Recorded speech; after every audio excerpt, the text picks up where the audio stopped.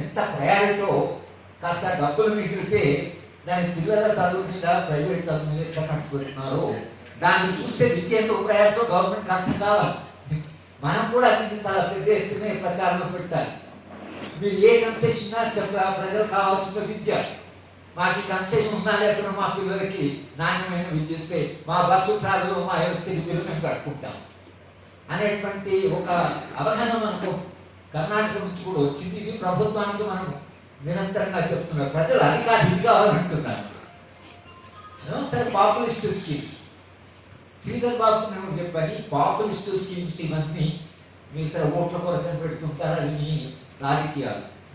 కానీ నిజంగా సమాజానికి ప్రయోజనకరము, సమాజాన్ని మార్చేది, సమాజాన్ని స్ట్రక్చరల్గా మార్చేది విద్య. మిగతా అన్ని సంక్షేమ కార్యక్రమాలు నిత్య జీవితము జరగడానికి పనికొస్తాయి. కానీ సామాజిక మార్పు కావాలంటే మాత్రము క్రిటికల్గా ఉండేటువంటి సాధనం విద్యారంగం. కనుక విద్యారంగం మీద ఖర్చు పెడితేనే ఈ సమాజం ఉండే అసమానతలు, సమాజంలో ఉండేటువంటి ఈ అంటే అక్షరాస్యత లేకపోవడం, పిల్లలు చదువు బాగా రావడం, ఇది ఏదైతే జరుగుతుందో దీని నుంచి మనం బయటపడాలి. ఇది మన రాహుల్ గాంధీ చెప్పాం, మనం ఈ ప్రభుత్వాన్ని కూడా చెప్పాం. కాబట్టి పరిస్థితి అయితే ఇప్పటిదాకా ఇట్లే ఉంటుందని నేను అనడానికి లేదు. ఎందుకంటే మనకు రాజ్య స్వభావం తెలుసు, మనకు పాలకుల స్వభావం తెలుసు. అధికారులు వచ్చినప్పుడు వాళ్ళు ఇంకా ప్రైవేట్ సెక్టార్ ఆర్గనైజ్ అయ్యి వాళ్ళ దగ్గర పోలి తొందరనే చేస్తారు. వాళ్ళు మాఫియా క్లాస్ కాబట్టి చాలా తొందరగానే వాళ్ళు ప్రభుత్వంలో ఎవరినో పట్టుకుంటారు. చాలా క్రిటికల్ వాళ్ళని పట్టుకుంటారు. ఎట్లయితే రాజేశ్వరి పల్లా రాజేశ్వరి రెడ్డి ఎట్లయితే ఆ ముఖ్యమంత్రి పోయి వాళ్ళు అక్కడ లాబింగ్ చేస్తున్న వాళ్ళు చాలా జాగ్రత్తగా ఉంటారు మనకంటే. మనం కూడా అంతే జాగ్రత్తగా ఉంటారు.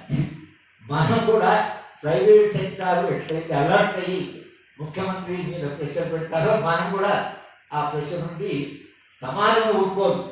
మళ్ళీ ప్రైవేట్ సెక్టార్తో పూర్తిగా కాంప్రమైజ్ అయితే సమాజం ఊరుకోదు అనేటువంటి ఈ 5 నెలల్లో పార్లమెంట్ ఎన్నికల దాకా విద్యా పరిరక్షణ కమిటీ ఏ స్థాయిలో సాధ్యమైతే ఆ స్థాయిలో టీపీటీఎఫ్ కానీ టీటీఎఫ్ కానీ విద్యార్థి సంఘాలు కానీ విద్యారంగం మీద చర్చ విస్తృతంగా పార్లమెంట్ ఎన్నికల దాకా జరగాలి.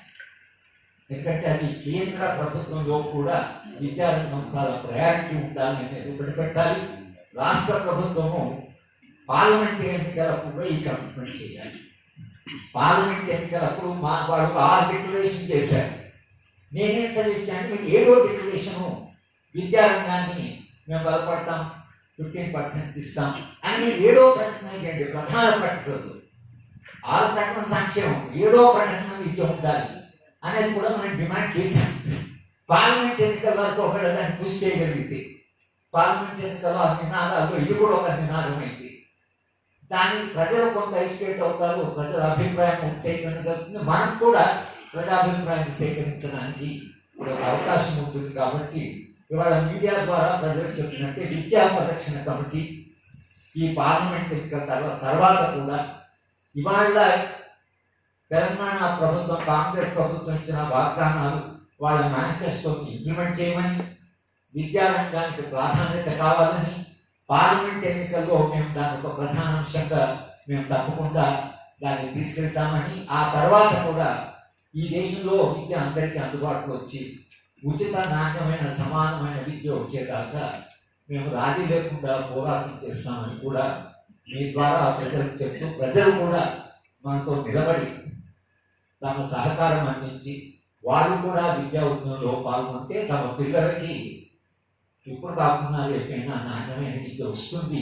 దానికి మీరందరూ మాతో కలిసి ఈ ఉద్యమంలో పాల్గొనాలి ఒక అప్పీల్ కూడా మీ ద్వారా మేము తెలంగాణ ప్రజలకి చేస్తున్నాం.